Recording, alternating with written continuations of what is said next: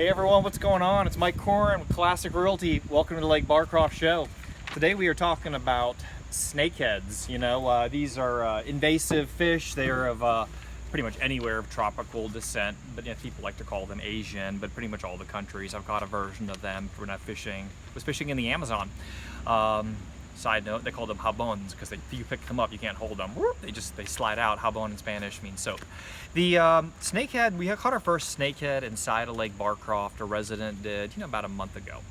I'm not surprised at all. It was about 10 years ago, probably more than that. I talked to a fisherman that caught one beneath the dam at Lake Accotink. Lake Accotink's close to us. The fish were in the Potomac.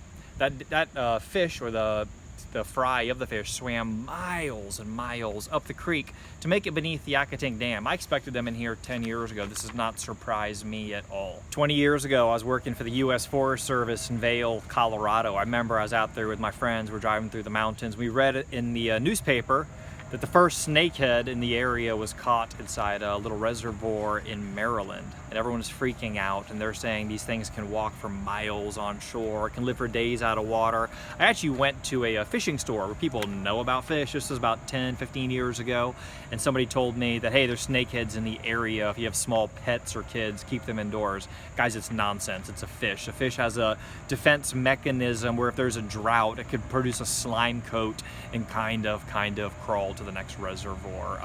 It's a fish. It's nothing but it.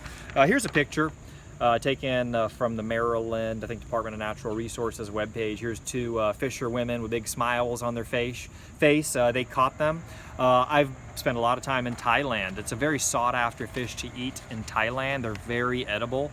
In Thailand, I went to one of the floating markets in Bangkok, and they stuff them with shallots and onions and garlic and chili and lemongrass, coat it in rock salt and put it on a barbecue grill, right over the rivers right there, and you're just sipping coffee in the morning watching them cook. It's delicious. Okay, so in Virginia, the rule was you always had to kill them. That's no longer the rule here now. They're saying, you can let them go. It is illegal to transport them. We do have a snakehead committee in Lake Barcroft. I'm not quite sure, but I think I'm part of that committee. I'm on the Zoom calls with them. We are encouraging everyone in Lake Barcroft, please kill them. Until we get a better understanding, kill them. What I think is going to eventually end up happening, this is opinion only, my opinion only, is everyone's going to realize that they're in a healthy balance. It's just another game fish to add to the amazing life that we have here. The biggest fear was 20 years ago is that they wouldn't coexist well with the bass. They would kill the largemouth bass populations. They found they coexist really well side by side. Maybe they'll actually help to bring down the bluegill permits. Each lake has a maximum biological carrying capacity. There's only so much nutrients and oxygen, etc. Since I was a little kid, we have just an overabundance of bluegill. Maybe the snakeheads are really going to help to improve the fishery. That's really what I'm thinking. Fall is approaching, everyone. Fishing is really, really good in the fall. I've always believed if you want to get a big bass, March and October are the months to do it. This time of year, everything is just stacking up. We've had a few cold nights and the fish are just gourting themselves to get ready for winter. And then in March, there's snow on the ground. But those big cow females, they're egg laden and they're cruising around. I fish for those offshore, in March. And offshore, meaning out in the very middle, I'll troll for them, and we'll get big, 4 or 5 pounders, and their guts are just full of eggs. It's really, really cool. So guys, please don't be afraid of the snakeheads. I think it's gonna be a wonderful addition to the lake.